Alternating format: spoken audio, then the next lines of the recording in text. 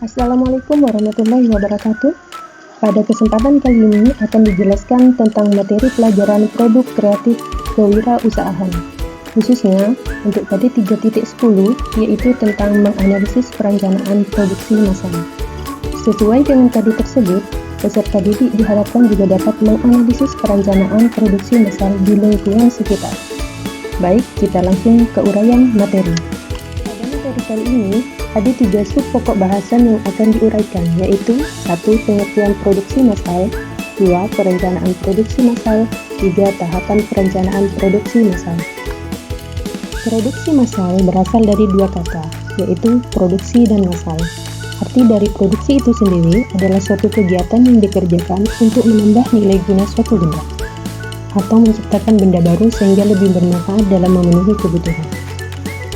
Produksi massal adalah nama yang diberikan kepada sebuah metode memproduksi barang dalam jumlah besar, dengan biaya yang rendah per unitnya. Sedangkan menurut Armstrong dan Kohler, produksi massal adalah kemampuan untuk menyediakan produk dalam skala massal yang didesain secara individual dan dikomunikasikan untuk dipertemukan dengan kebutuhan setiap pelanggan. Produksi massal biasanya terdiri atas bangunan pabrik, peralatan, perkakas. Berikut ciri-ciri utama produksi massal. 1. Adanya standar yang jelas dalam proses produksi. 2. Memiliki mesin yang bisa memproduksi secara terus-menerus dan dalam jumlah yang banyak. 3. Alur produksi bisa berjalan seimbang. 4. Waktu produksi relatif singkat. 5. Dalam penggunaan bahan baku sudah berjalan secara otomatis. 6. Kemudahan dalam kontrol produksi. Produksi massal juga memiliki kekurangan dan kelebihan. Kelebihannya yaitu akurasi dan otomatisasi tinggi, kurang biaya tenaga kerja, tingkat produksi cepat, serta biaya per unit murah. Sedangkan kekurangannya yaitu sumber daya yang terbuang.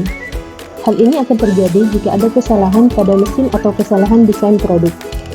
Tidak ada jaminan, artinya tidak ada jaminan produk akan terjual seluruhnya. Ada biaya bahan baku tambahan untuk merancang desain produk, kurang beragam, memerlukan banyak investasi untuk membeli mesin. Perencanaan produksi massal. Perencanaan adalah tindakan yang dilakukan untuk mencapai tujuan sesuai dengan periode dan waktu yang direncanakan. Dalam perencanaan ini, membutuhkan pengorganisasian mengenai pekerja, bahan mesin, peralatan, serta modal yang diperlukan untuk memproduksi barang dengan suatu metode tertentu sesuai dengan kemampuan perusahaan. Proses persiapan produksi massal terdiri atas kegiatan 1. Penjadwalan waktu, artinya berapa lama waktu yang dikerjakan untuk menyelesaikan produk tersebut.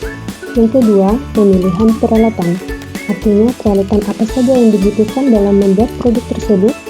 Yang ketiga, pengerjaan dengan perkakas. Cara atau strategi dan metode pengerjaan produk tersebut seperti apa dan bagaimana metodenya. Yang keempat, mobilisasi personalia, artinya berapa banyak tenaga kerja yang dibutuhkan dan bagaimana cara kerjanya. Serta kelima adalah pembelian material. Dalam proses perencanaan produksi massal terdapat 4 istilah yang harus kita ketahui. Yang pertama yaitu routing. Routing adalah menetapkan dan menentukan urutan-urutan proses produksi dari bahan mentah sampai menjadi produk akhir. Yang kedua adalah scheduling. Scheduling adalah menetapkan dan menentukan jadwal kegiatan operasi proses produksi yang disinergikan sebagai suatu kesatuan. Yang ketiga adalah dispensing. Dispensing adalah menetapkan dan menentukan proses pemberian perintah untuk mulai melaksanakan operasi proses produksi yang sudah direncanakan di dalam routing dan scheduling. Sedangkan yang terakhir adalah follow up.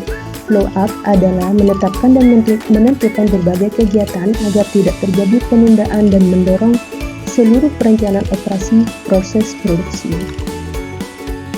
Sub pokok bahasan yang terakhir yaitu tahap perencanaan produksi massal. Ada 4 proses yang harus kita ketahui dalam proses perencanaan produksi massal. Yang pertama yaitu tahap desain awal, yang kedua adalah tahap desain produk, yang ketiga adalah tahap pembuatan, serta yang keempat adalah tahap pembuatan. Tahap desain awal. Pada tahap ini, suatu perusahaan sudah menentukan desain awal produk yang berupa desain spesifikasi dan persyaratan yang harus dipenuhi oleh sebuah produk yang dibuat nantinya. Tahap desain produk. Pada tahap ini, perusahaan sudah dapat menentukan desain dari suatu produk yang dapat berupa gambaran dari produk tersebut, seperti bentuk, warna, ukuran, dan lainnya dengan tepat. Tahap cara pembuatan.